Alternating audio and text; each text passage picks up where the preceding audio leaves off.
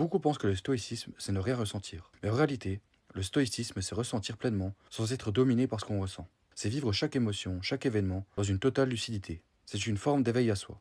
Être stoïque, ce n'est pas se fermer, c'est rester ouvert sans se perdre. C'est être capable d'accueillir tout ce que la vie t'envoie, sans te laisser définir par ça. Parce que quand tu es pleinement présent, tu ne réagis plus depuis ton mental. Tu ressens depuis ton être. Tu observes ce qui se passe en toi, sans fuir, sans chercher à comprendre tout de suite, juste en restant là, dans la conscience du ressenti. Le lien entre le stoïcisme et la pleine présence, il est profond. Il te ramène à un état d'observation neutre, où tu vois sans juger, où tu ressens sans t'identifier. Quand une émotion monte, colère, peur, culpabilité, elle n'arrive jamais par hasard. Elle est le langage de ton inconscient. C'est une mémoire, une blessure, une croyance qui refait surface pour être reconnue. Mais tant que tu réagis, tu restes prisonnier de cette mémoire. Tu la nourris, tu la renforces, tu la fais tourner en boucle. Le stoïcisme, lui, t'invite à faire l'inverse. Il te dit observe, ressens, mais ne deviens pas ce que tu observes.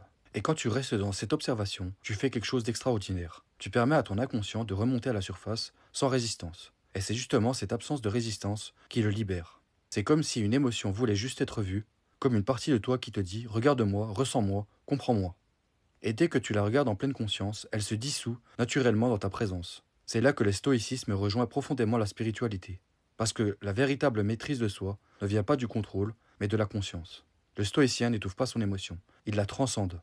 Il comprend que la réaction vient du mental, mais que la paix vient de l'être. Et plus tu pratiques cette présence, plus tu remarques que les émotions perdent leur pouvoir. Elles continuent d'exister, mais elles te traversent sans t'emporter. Tu les sens, tu les comprends, tu apprends d'elles, et tu reviens naturellement à ton centre. C'est comme si, à chaque émotion observée, tu illuminais une partie cachée de ton inconscient. Ce que tu refuses reste dans l'ombre, mais ce que tu observes avec amour et calme se transforme en lumière, en compréhension, en sagesse. Et c'est ça le but du stoïcisme, rester aligné avec ce que tu es, même quand tout bouge autour de toi. Ne plus réagir depuis tes blessures, mais agir depuis ta conscience. En étant stoïque et pleinement présent, tu redeviens ce point immobile au centre du mouvement. Tu laisses la vie passer à travers toi, sans te perdre dedans. Tu apprends à ressentir sans t'identifier, à accueillir sans résister et à comprendre sans t'attacher. Et plus tu vis depuis cet espace-là, plus tu réalises que tu n'as rien à contrôler.